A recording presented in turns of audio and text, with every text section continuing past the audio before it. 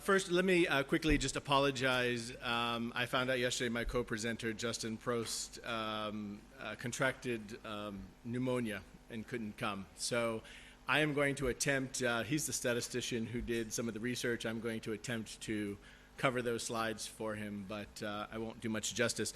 I'd be happy to put anyone in contact with them, take names, add email addresses, and so forth. At Kaplan, I serve as vice president, and I run a program on prior learning assessment of experiential learning and other forms of non-traditional learning. And in the presentation, I'm going to talk about three core areas. One is prior learning assessment at Kaplan University, historically in the new program that we built in 2008 called NEXT. The research that Justin performed to validate the process as it is today, and then a new product that we're rolling out called the OCW Backpack, and what that means for the assessment of non-traditional learning, and how we can marry the two. So Kaplan's been doing assessing experiential and non-traditional learning since 2002, and between 2002 and 2008, they used a portfolio development process that was highly reactive. It was a portfolio per course. It uses a course match model rather, and students who are engaged write a full portfolio for every course that, for which they believe that they have met the learning outcomes for in order to request college credit. They've run the program only for students who are matriculated in Kaplan programs, and it has received a moderate level of success. Bless you. When I came on board in 2008, there was a new initiative at Kaplan, and that was to basically figure out how we could value all learning that a student brings to the table, recognizing that there's a great deal amount of learning that takes place outside the walls of the traditional classroom. Much of that learning is college level, and students deserve college credit, just the same for that learning as they would for classroom type learning. So we developed a new program, we call it NEXT. It's a shortened version of knowledge extension. It takes the existing process and turns it into a proactive process. Again, still using a course match model, but it focuses on one portfolio for all learning.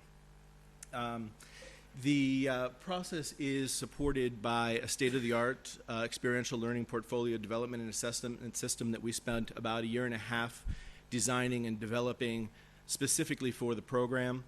And you know, I know a lot of you are sitting here thinking, wow, there's a lot of portfolio programs that are out there, commercial products. This one, the uniqueness that's involved here, it gives us great flexibility to be able to extend its functionality into areas such as OCW and OER, which I'll talk about via the backpack, and then also a very sophisticated workflow process that's on the back end that allows us to have the portfolio assessed both by Kaplan faculty and faculty throughout the world. And the last thing I'd say is that the new program is supported much more extensively with a highly trained team of individuals. So a quick process overview, and I'm going to dive into each of the four areas. The process is supported by a portfolio development course. It's a standard Kaplan University 10-week, 5-quarter credit course where the students are paired up with faculty who have been specially trained in portfolio development. They spend, I don't want to talk too much in detail, hold on, I'll go on into my next slide actually. The second step is an open period after the students learn how to develop a portfolio. They then have a period of time to complete the portfolio and submit it. The evaluation period when the portfolio is reviewed by multiple faculty members, and then a results period where the students receive feedback.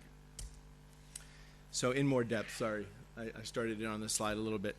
The purpose of the course, the new program that we began in 2008, again, was really an initiative to help students explore all of the learning that they may have acquired, no matter at what period of time in their lives and no matter of the source.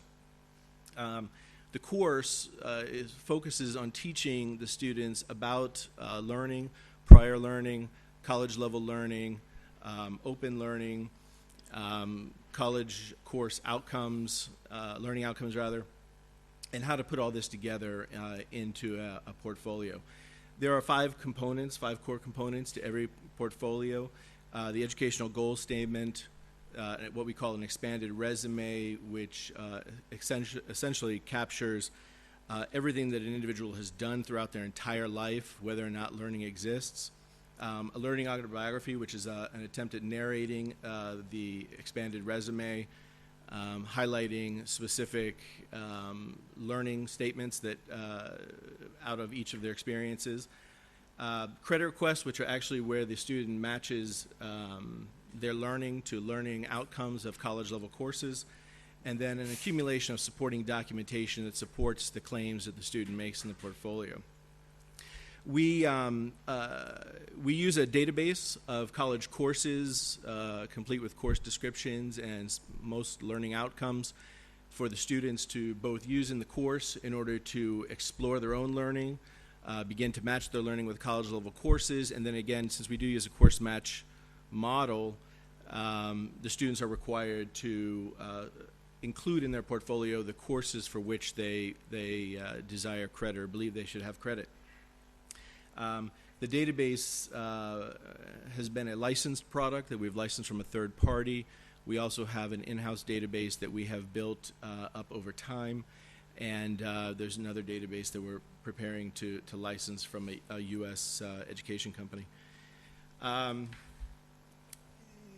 During the portfolio development course, students currently are able to add courses, open courseware courses, but as I'll explain in the last piece of this, the use of a backpack product and a management, basically, product for open learning is part of this presentation.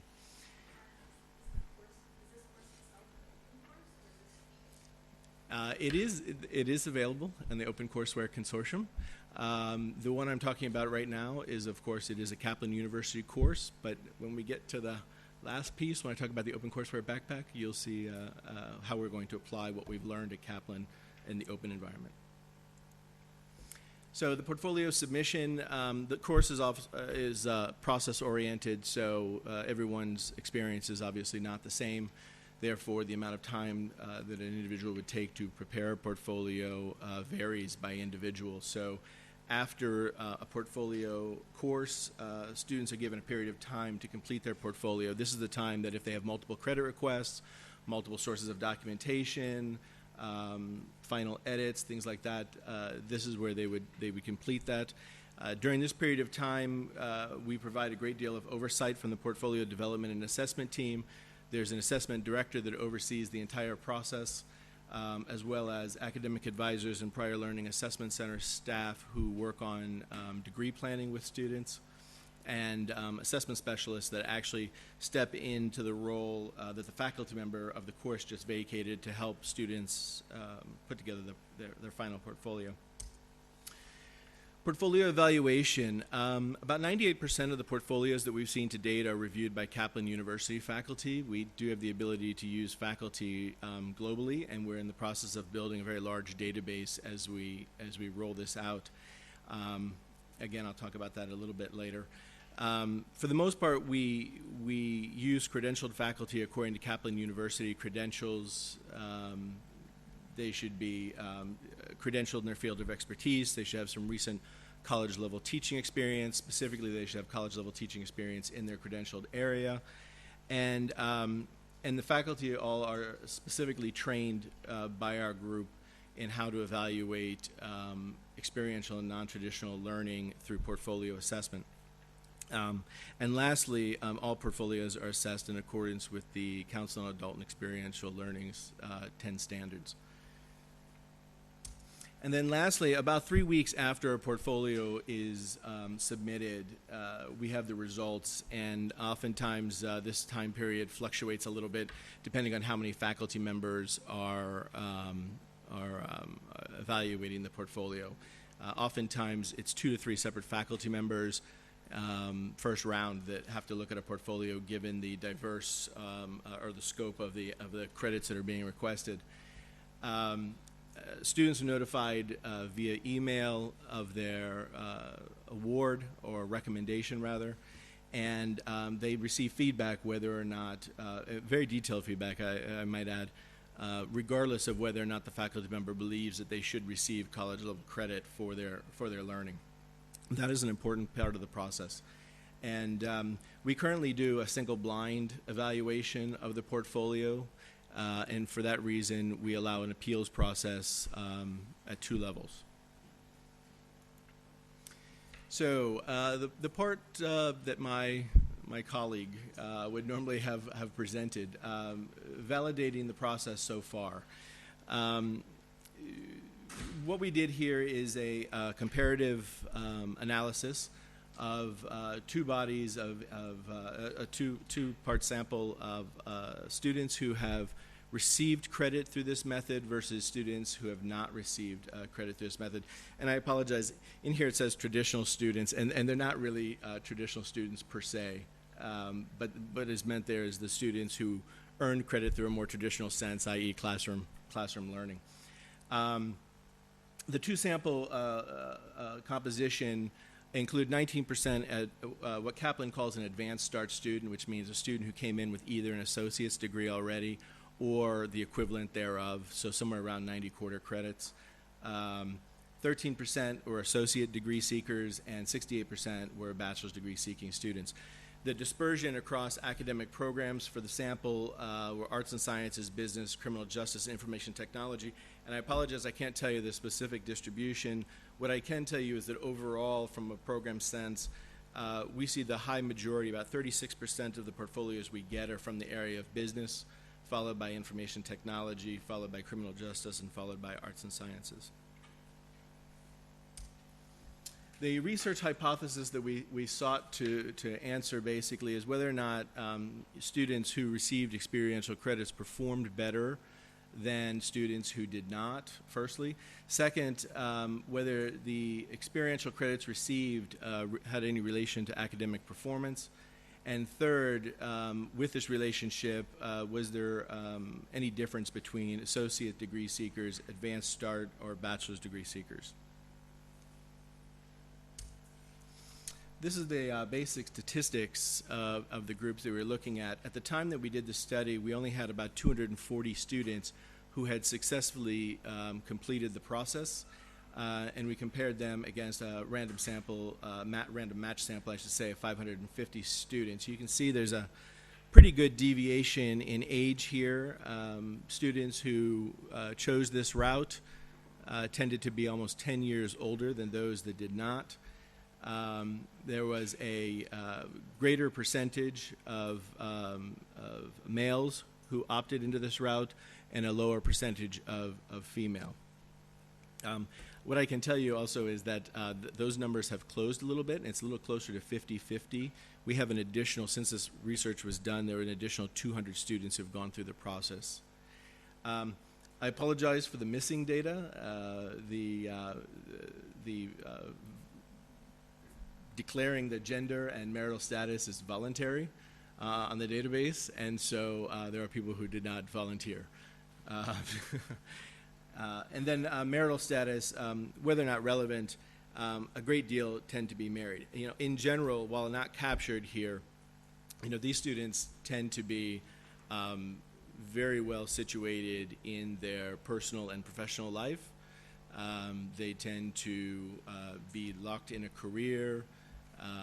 They tend to have a great deal of learning behind them from other sources, maybe military learning, corporate or professional learning. They tend to have quite a few years of managerial experience in their workplace, etc. So we used, or Justin really, used cumulative student GPA as the academic performance outcome.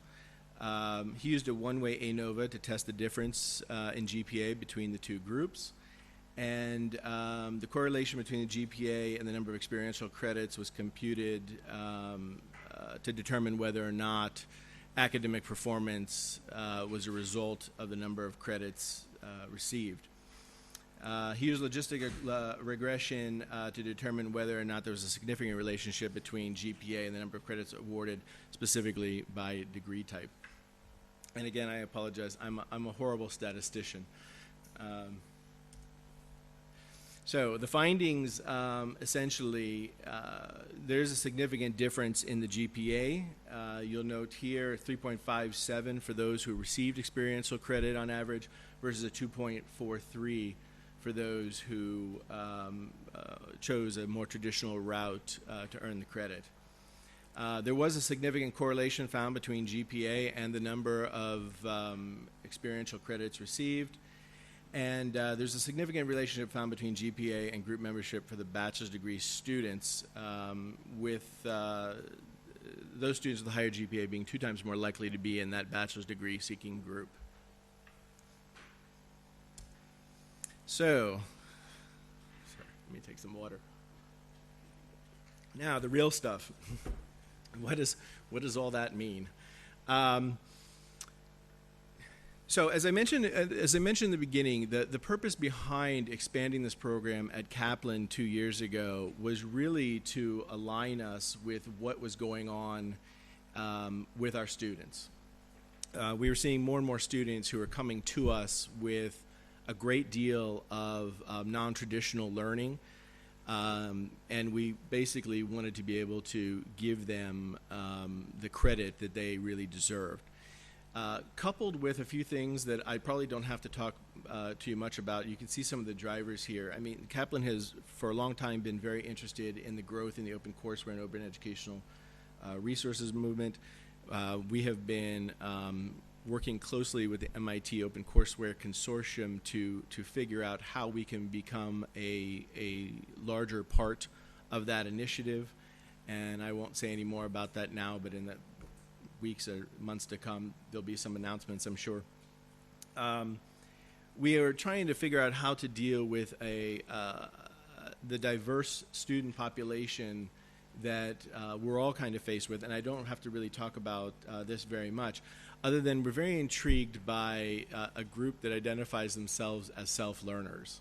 So our belief here is that whether or not we are there as an institution to provide structured learning environments, structured content, instructional assets like faculty, that individuals, there is a huge population of individuals who are driven towards learning, and there are a huge, vast array, obviously, of assets that can be accessed now in order to drive that learning. So how does that fit with us? And from a selfish standpoint, what I'm really saying here is that the university is in fear of losing itself.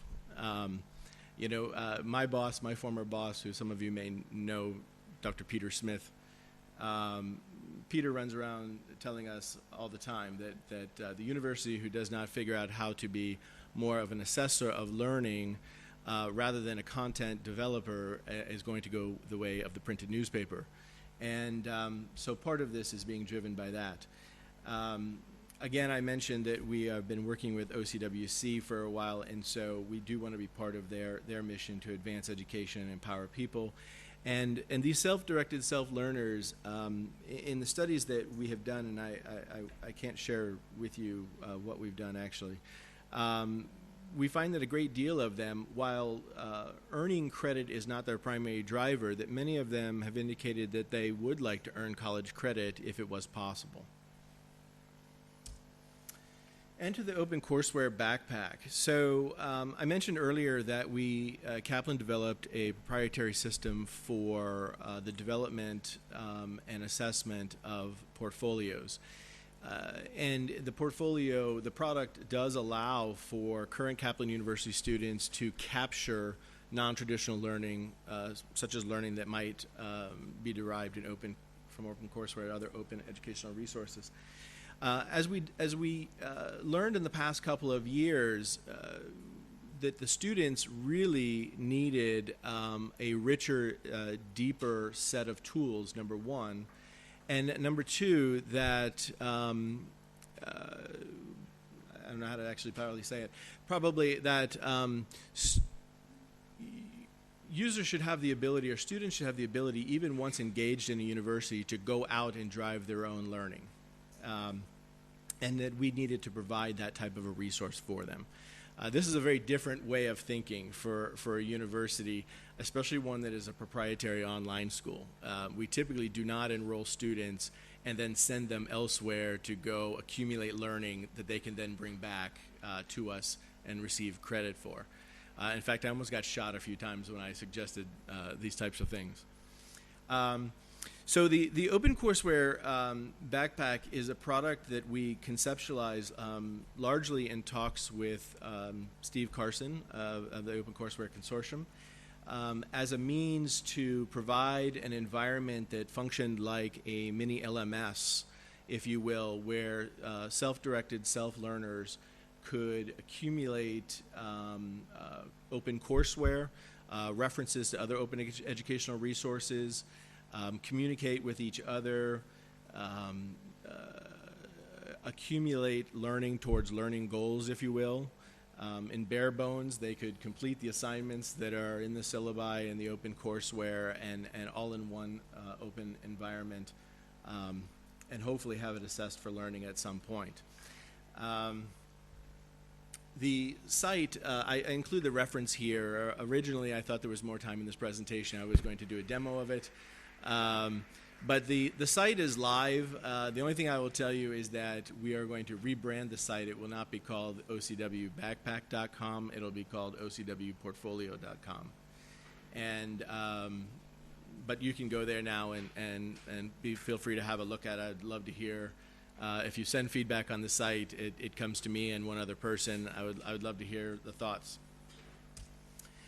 So what does the community look like? Kind of three areas, and I'm going to go backwards, right to left. How am I doing? Perfect. I think I can do it. When I did it last night, it was 22 minutes. So, from an administrative standpoint, there's very little relevance here. I mean, this is the administrative piece on the back end where we manage the site, as well as what individuals can do, et cetera, et cetera. Learning planners, I hesitate to use the term here, but they really assume the role of a faculty in this environment. They have an account with some basic profile information. They can publish their credentials, and I'll talk a little bit about their responsibilities on the next slide. And then the self-learners, which make up the bulk of the users, are individuals who are just interested in learning in an OpenCourseware environment or OER environment and accumulating that learning in one place. So learning plans are the backbone to the environment. Essentially, a learning plan is focused on a particular area of study. They are user developed, although suggested learning plans can be developed and shared in the community by learning planners. In this case, I use Spanish language. The user would include their own personalized learning goals, as well as a set of learning outcomes they would be, need to be met in order to sufficiently pass the class, if you will. The intricacies really of beyond this, I mean, most of this is just reference to existing courseware and OER. But the intricacies that are added via the backpack are the ability for the users to create study notes. There are blogs around course subjects and courses, course comments, which can be shared, learning statements that describe the user's learning, and then documentation. So, for the most part, an individual would follow a course syllabi, and they would do the assignments that are there. Included in the syllabi, and they would attach them to their learning plans in the backpack. Collaboration is a big piece. and collaboration here is facilitated simply by backpack content. So if I add technology 1322 software systems from MIT to my backpack, and I am instantly connected to anyone else who's added that piece of OCW to their backpack as well. And we share a common blog about the course. There's also a private messaging piece that goes along with it. And the future roadmap, so what does this really mean? Where are we going? So we turned on, Peter presented the backpack originally at the Open Courseware Consortium meeting in Hanoi earlier this year, and we put up a prototype that's been used by a few users. But we're just now in the fourth quarter here of this year getting ready to actually launch, if you will, this part of the product for open use. The idea here is that what's driving it is the assessment of learning acquired, and the part that we'll be launching is actually the ability to tie your backpack to our assessment software that we've been only using with Kaplan University students. This is our attempt at taking the assessment of learning outside the front doors of the university and offering it to non-matriculated Kaplan students. We would provide the assessment services for anybody who was interested, although it's not really required. I'm sure there'll have to be a fee for that. I'm not certain yet. We haven't exactly finished the business model. And we would be using faculty or other subject matter experts, both from Kaplan or any other university, anyone who really wanted to participate. I already have a commitment from Kaplan University that they will warranty the assessment that we provide, even though the students aren't matriculated there. I would hope that other universities would consider joining the effort and warranting the credits just the same. That way we could create some true portability for the learning that is derived in this space for students who wish to pursue a degree. And with that, I will be quiet and entertain questions. Thank you. There's time for one question. Just one.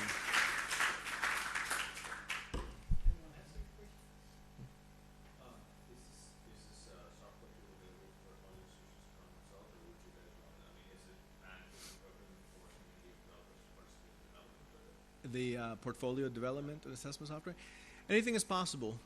We didn't think that it was going to be of great interest to a lot of universities, but we've been engaged by 3 universities who wish to either purchase the software or purchase a managed service arrangement with us. So it's completely possible. It is not. The software is not open.